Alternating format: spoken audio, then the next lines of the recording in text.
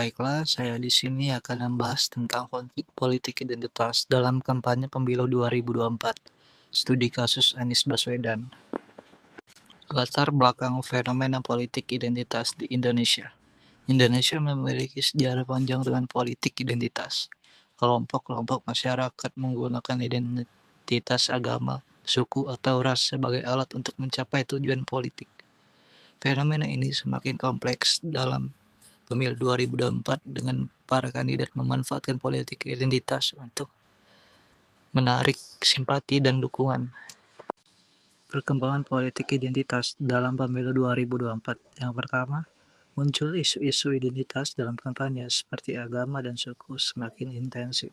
Yang kedua, strategi kampanye berbasis identitas digunakan oleh beberapa kandidat untuk membangun citra dan meraih dukungan. Yang ketiga, masyarakat dihadapkan pada polarisasi dan perpecahan akibat manipulasi politik identitas, sehingga mengancam persatuan dan kesatuan bangsa. Kasus Anies Baswedan, strategi kampanye berbasis identitas. Yang pertama ada narasi. Yang kedua, identitas agama. Anies Baswedan kerap menyoroti isu keagamaan dalam pidatonya, membangun narasi tentang perlunya pemimpin yang religius. Yang ketiga, identitas suku. Anies Baswedan juga memanfaatkan identitas suku untuk menarik dukungan dan kelompok tertentu. Yang keempat, identitas generasi muda. Anies Baswedan mencoba membangun koneksi dengan generasi muda dengan menjanjikan perubahan dan kemajuan. Analisis narasi politik identitas Anies Baswedan. 1. Membangun cikal bakal kekuatan Anies Baswedan. Menggunakan strategi politik identitas untuk membangun basis kekuatannya.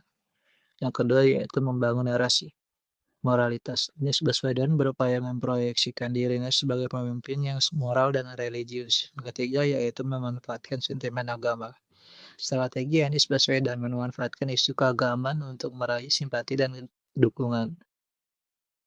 Dampak konflik politik identitas terhadap proses demokrasi, yaitu polarisasi dan perpecahan. Konflik identitas dapat menyebabkan polarisasi dan perpecahan di masyarakat. Keraguan dan ketidakpercayaan.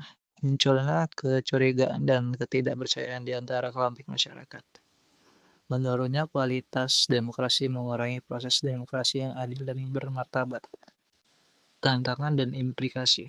Penggunaan politik identitas, manipulasi identitas, adanya potensi manipulasi identitas dan keuntungan politik tertentu.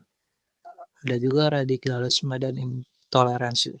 Konflik identitas dapat memicu radikalisme dan intoleransi. Yang ketiga, kerusakan sosial. Konflik identitas dapat merusak ketahanan sosial dan mengancam keutuhan bangsa. Rekomendasi memperkuat integrasi nasional dan demokrasi inklusif. Penting untuk membangun kesadaran nasional tentang bahaya politik identitas dan mendorong dialog antar kelompok untuk membangun toleransi. Sekian dari saya.